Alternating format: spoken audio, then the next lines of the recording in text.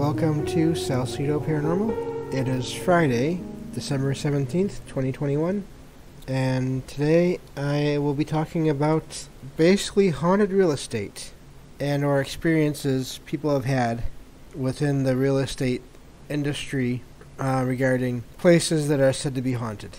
I found a few stories, and I found an article that also has some interesting information in it, so that's the plan as far as what I'm going to be sharing today. Didn't find a ton of information, but it should still be good. But that's basically it for today. As always, you can find episodes of the show and social media links and ways to donate at the podcast page, and that is salsidoparanormal.podbean.com.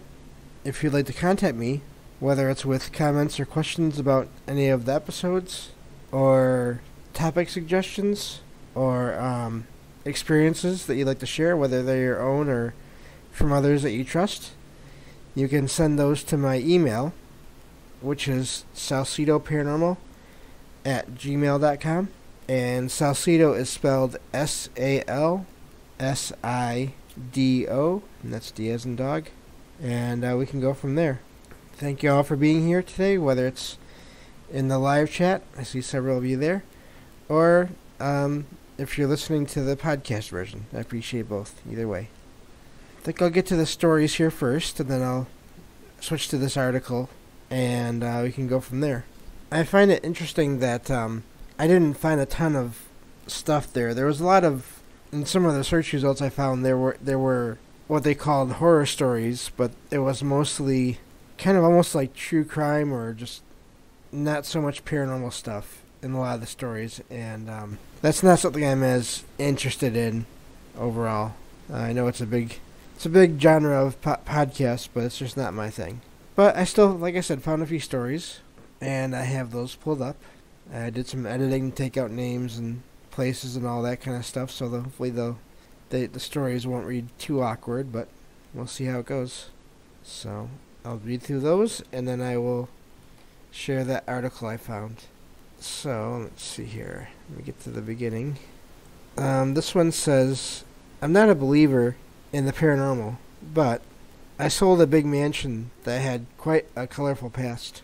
It included a cellar, and my assistant swore she saw a girl, just fleetingly, sitting inside it in a blue dress. But no one matching that description had entered the property. Another woman walked into the entrance hall at an open house and stopped and said, "There's an entity in here," and just left and didn't finish the inspection.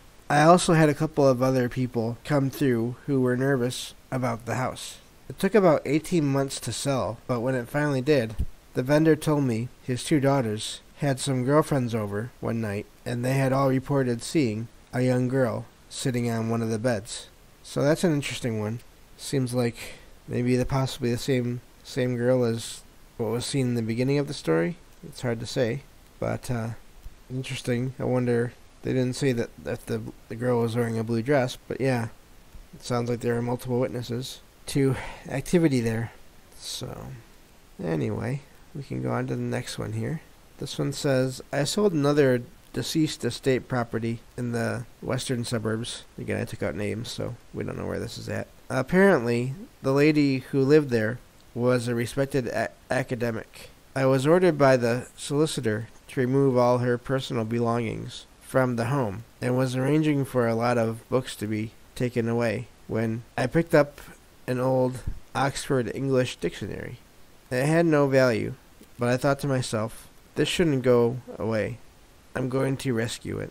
Right at that moment, there was an enormous bang, but it wasn't a windy day. I walked through the house and checked the door screen door, I guess they mean, but there was just no explanation for the noise. That's the end of that one. I'm wondering if someone had an attachment to that particular book. Maybe if they said an academic, I wonder if maybe they were involved in the English department of whatever place they were working at. Maybe that they had a special connection to that book. So hard to say. A lot of these are not too long, so that's why I'm kind of burning through them fairly quickly here. I think the reason that there aren't a ton of these out there is just because, first of all, there's still a fairly common stigma against the paranormal in a lot of people's minds. I think it's slowly changing, but it's not quite totally gone yet. And I mean, I can understand if you're in a business, any kind of big company, they're not going to usually be interested in any of that. So I've heard stories here and there on different podcasts, but again, like I said, when I looked around for actual stories, I really didn't find a lot. I feel like I was lucky to even find a few. So, oh yes, so Matt in the chat, thank you for posting that image. Matt just posted the image in the chat here in the live stream in the Discord, where there's actually a picture of a real estate sign, and there's a big 2-word sign right above the regular sign that says "Not Haunted." I actually saw it, and I'm not sure where. I'd have to look it up, and I didn't think about that until just now with the sign that was posted here. But it was like a picture or something like that, or a post on Facebook, or I think it was Facebook, maybe it was somewhere else. But it was a thread talking about paranormal stuff and how in places like, let's say, New Orleans, in fact, I think that's where that other image was taken at. There was it was more rare for places not to be reported as haunted. So there were actually signs there in properties that had that listed as a big deal. Basically, that they literally had that "Not Haunted" sign attached to the regular real estate sign because so many places in the area were said to be haunted. That one that basically people didn't consider haunted. That was a rare thing, so they had a sign for it. So that's what that reminds me of. Very interesting and funny. That's a good one. But yeah, good stuff. Okay, let me get back to the stories here. Okay, this one says, on a follow-up call to someone who had inspected a home I was selling, I was asked, "So can you please ask the vendors a question for me? Can you ask them if the ghost is friendly?" I was quite taken back, as I have never had a request like that before. Anyway, I thought, how am I going to ask my vendor this question? They are going to think I have lost my mind. But I took a deep breath, called my vendor, and asked the question. A potential buyer asked, "Is the ghost friendly?" There was silence at the other end of the phone, so I laughed and said, "Please don't think I'm going crazy. I know it's a really silly question." But then he responded, "Funny you should say that. When we first bought the home, a friend of mine walked into one of the rooms and said, 'There's a ghost here.' I confirmed it was the exact room the buyer had mentioned, and we both got chills." My vendor then went on to say, "Since we started preparing the house for sale, strange things have been happening. The alarm going off during the night, a light bulb popping, cold patches in the house." So the more he thought about it, the more it seemed there was perhaps a ghost, and he decided to get a medium in to help. Apparently, there definitely was a ghost in the home, and it loved the family so much, it didn't want them to leave. So that's a interesting one. I've heard of that before in stories where activity will pick up as soon as a family starts talking about moving out of a home, and they'll be wondering what's going on, and they come to the conclusion through whatever means, whether it's a medium or other ways, they start to wonder if maybe it's because whoever is there is not happy that they're moving. So I have heard of that before, just in other various stories. So very interesting. Yeah, so I'll go on to the next one here. This one says, I was asked to look at a house years ago, and it came up in conversation. They had a playful ghost in the home, which was built in 1885. They also mentioned it had a liking for clocks. Being a bit skeptical, I put my watch on the mantle while we sat and chatted, and after I picked it up after half an hour, it was 2 hours out. No one in the time I was there went near it, so all I could do was announce to the open space, "Good one. You got me." And that's an interesting one. I don't know if there's a possible regular explanation for that one or not. But it'd be funny if that was some kind of spirit that did that. I don't know what kind of watch it was. That's one thing I'd wonder, but still a good little story. So, okay, this one says, I met my agent at a property that was built in the late 1940s and appeared to have great bones, only needing some updating. After doing a walkthrough, of the house to get together, I noticed something weird about one wall of the hallway. Being an experienced engineer, I decided to take a closer look. I told my agent there's a large dead space here. He assumed it was an old fireplace that could be restored. I guess it was I. So I got to work carefully, prying off the loose paneling that covered the hidden space. Behind the panel was a staircase to a second floor of the house that had been boarded completely shut. I had so many questions. First of all, why would someone board up a second level and then cover the staircase completely? Second, how did I not realize the house had a second level? I ran outside to have a better look at the house. I asked my agent if she'd known the house had 2 floors. She hadn't. Once back inside, things started to get even creepier. As we rounded the corner through the kitchen on our way to the dining room, I noticed it. Hanging in the middle of the large opening between the dining room and living room was a large silk wedding dress, complete with veil, and slightly yellowed from years of aging. The hair on my neck stood straight up. As I asked my agent, was that there when we came through? Neither of us had seen the dress on our first walkthrough. We immediately left. Since the discovery of the enclosed second floor and the mysteriously appearing dress, I have kept tabs on the property. The house has been listed for rent many, many times. It's currently vacant. And of course, this was written in the past at some point. But that's quite the event, to find that space and then to have that dress appear. That is one of those stories that's on the edge of, it almost makes you wonder. But then again, it was from a realtor's website, so if someone was making it up, they were making it up on a, I don't know, seems like a reputable site. So that's really interesting. It's one of those where it's not impossible, the things that they explain, but it's also just, it's a bit extreme in a couple of ways there. As Lily says, 2 stories and no one noticed from outside, yeah. And just the dress appearing out of nowhere. I mean, I guess objects can appear and disappear, although a dress like that, that's a lot to be disappearing, or, well, not disappearing, appearing like that, just out of nowhere. So, yeah, I don't know about that one. But it's interesting if that's how that really happened. That's quite the experience there. So that's it for those stories. Next, I will share the link to the article I found here. I'll put it in the chat. Matt says the dress story is pretty creepy. It is. I mean, was there some conscious being there that put it there, or was it somehow there all along, and they just couldn't see it at first until maybe something let them see it? There's a lot of questions there about how that actually would have worked.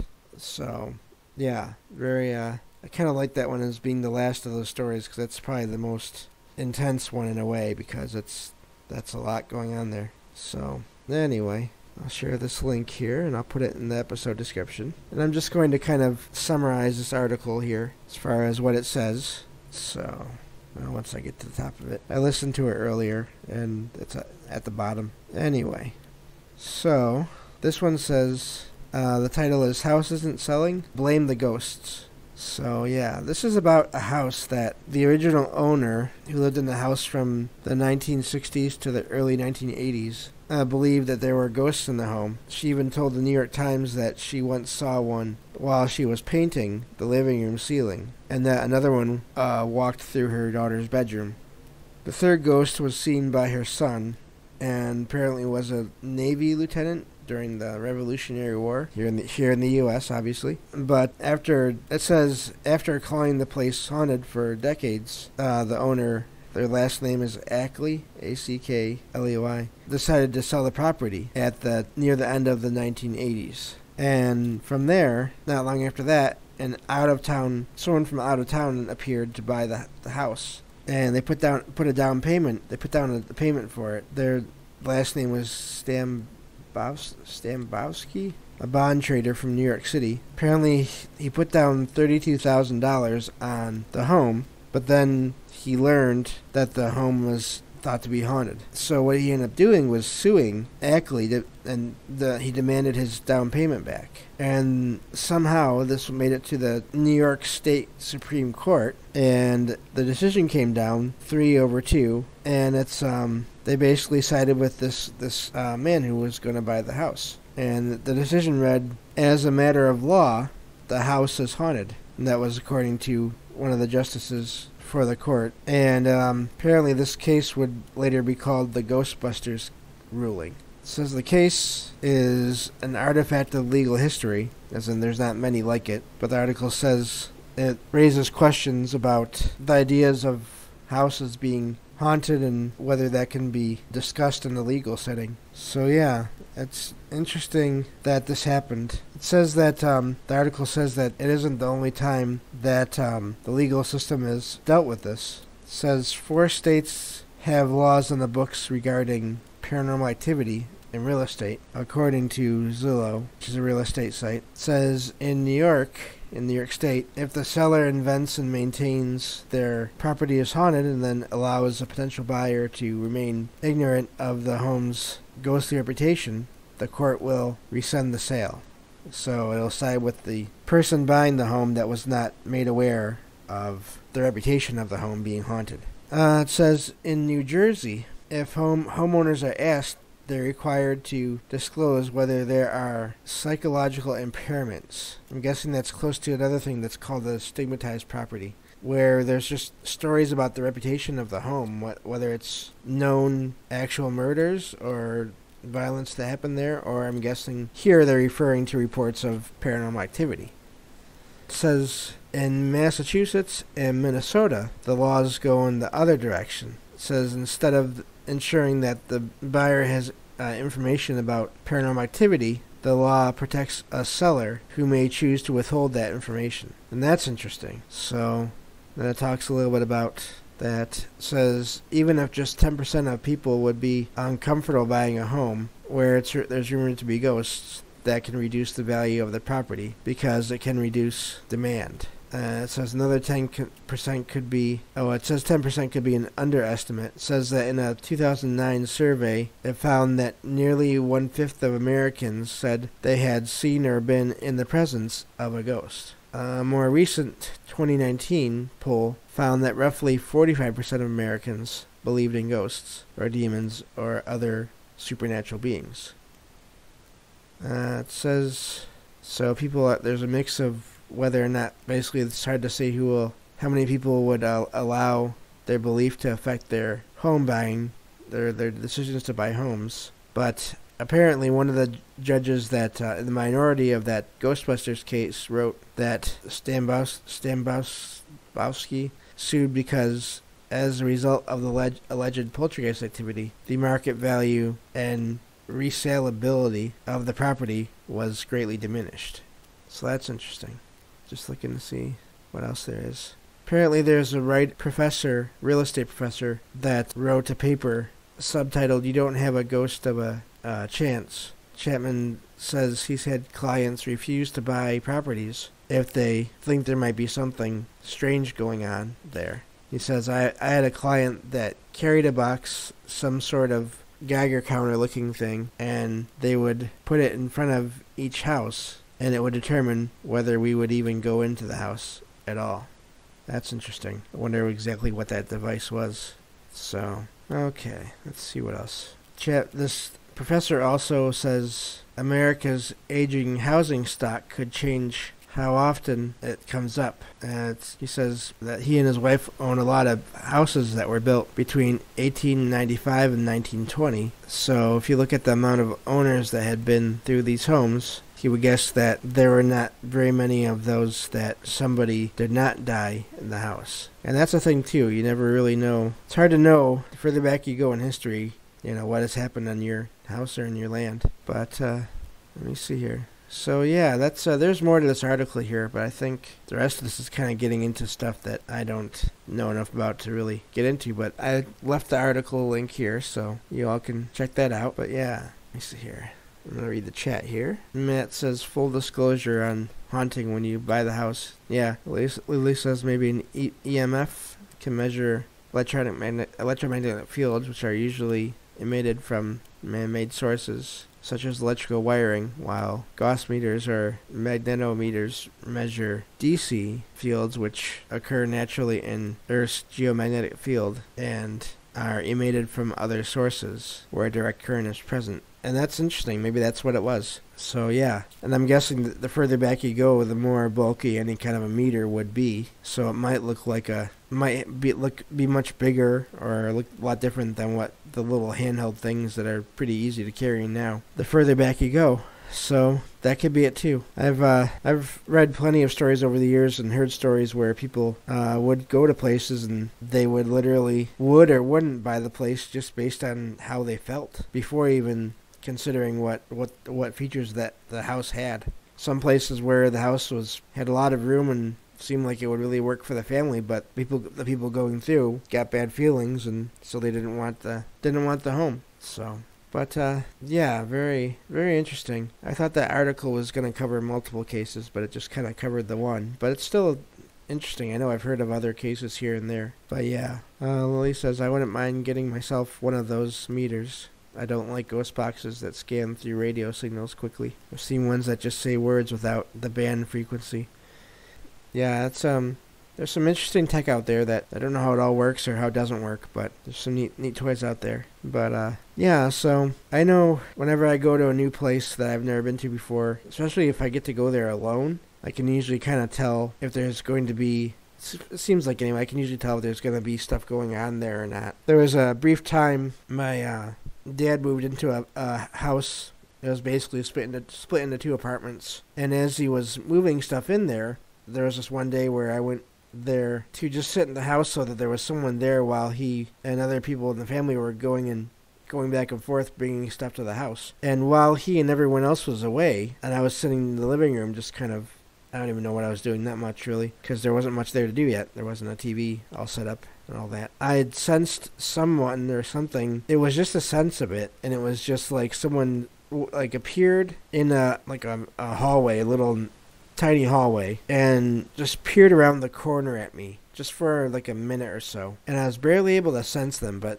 it was like there was someone there and they were checking me out. But I didn't have any problems with whoever that was, and never had any other sense of anything when I went there again any other times. It was really interesting because it was like, okay, there may have been someone there, but they were not interested in being noticed. Maybe even they didn't even know that they were expected to be noticed, and I did that one time. But yeah, it's like I said, that house never had, as far as I know, there was never any weird activity there besides that. So, but I've been to other places where I went there and kind of got a weird feeling, and then over time, yeah, there'd be stuff that would happen there. So, not that I'm the most sensitive person to all this stuff, because I'm not, at least not usually.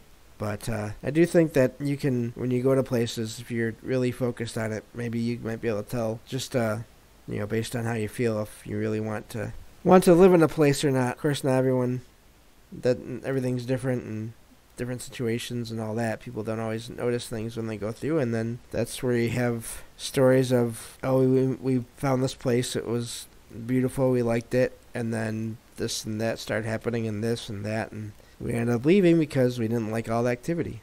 So there's plenty of stories like that too. Anyway, I'm sort of rambling because I don't really know what else to say. I wasn't able to dig up a lot on this topic in the time I had, but it's still fun to look into it. Lily says I would want to know who's occupying the house. Yeah, yep. So anyway, I hope this was interesting to everyone that listened to this today. I feel like it wasn't one of my better research efforts, but or at least through outcomes. But did what I could, and maybe we'll visit this again at some other time. If I find more information, we can cover this again at some point and go from there. So thank you all for being here. As I said, whether you're listening to this live or in the podcast feed, I always appreciate it. Next week, I will be streaming Monday through Wednesday, and then that'll be it for that week. I will also be taking the last week of the month off. I won't be doing any streams that week, just because I have basically about 3 or 4 different family gatherings to go to, and then I'll have to, once I get back from that, I'll need some time to relax. And also there's some things I want to research for next year, so I figure that will work. I'll take the last week of the year off and go from there. But yeah, so Lily says here, makes me think about the next house I rent if I move from here. Would I want it to have a ghost or guest? Yeah, that's always something to consider. But thank you all again, and I'll see you all around on Monday for more true ghost stories from the web. Have a good night.